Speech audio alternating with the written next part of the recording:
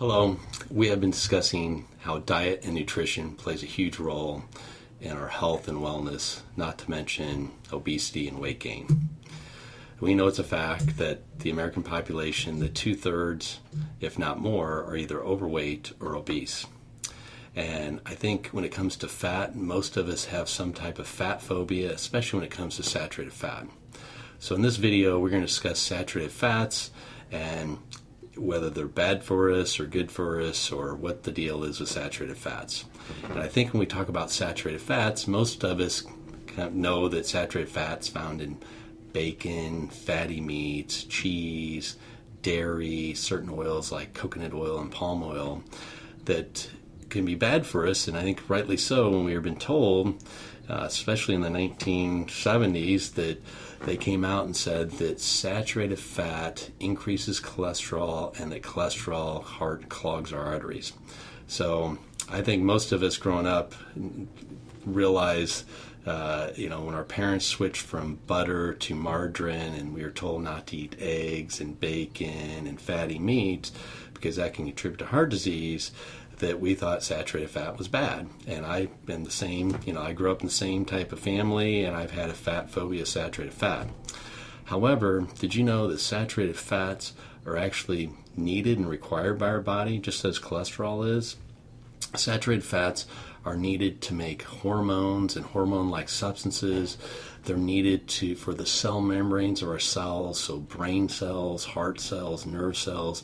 We require fat and saturated fat for our bodies to make these cell membranes. They're needed for absorption of certain vitamins and minerals. Saturated fats are anti-inflammatory. Saturated fats are found in mother's milk. Saturated fats are antibacterial and antiviral.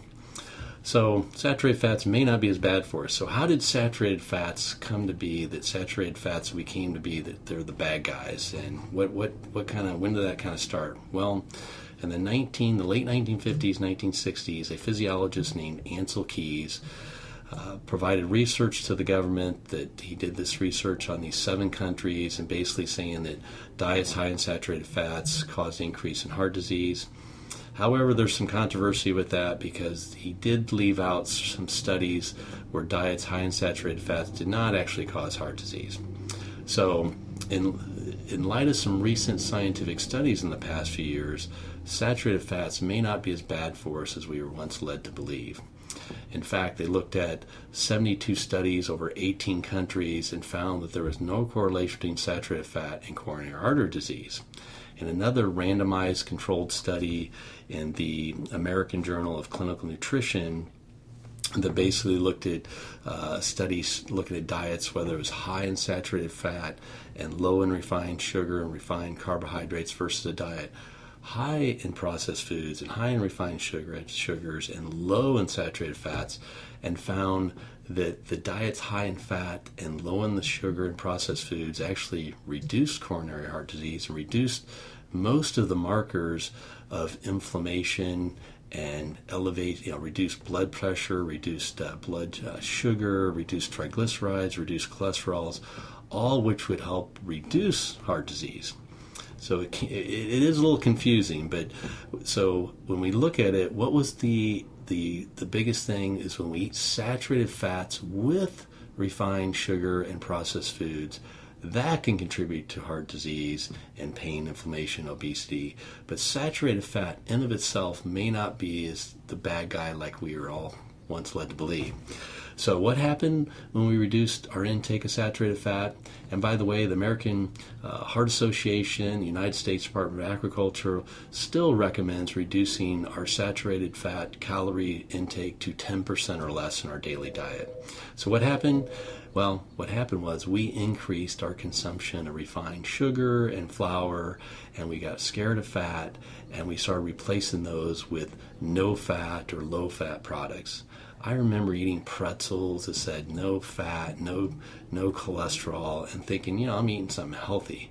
Well, not knowing that actually can contribute to problems with arteries clogging, based on the fact that I think what we think when we think of fat, we eat fat. I'm eating an egg. I'm eating some greasy bacon.